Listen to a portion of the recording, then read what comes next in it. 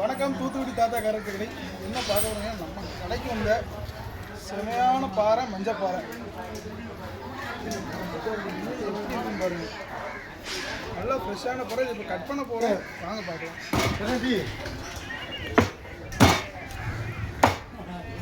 என்னையே புரியுங்கய்யா, இதமாக இருக்கு. டீக்கண்ணா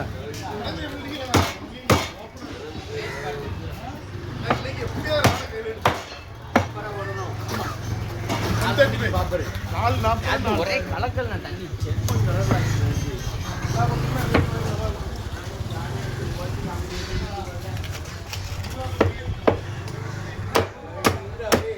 புள்ள எடுக்க முடியும். அப்படி கொத்துனா தம்பிமா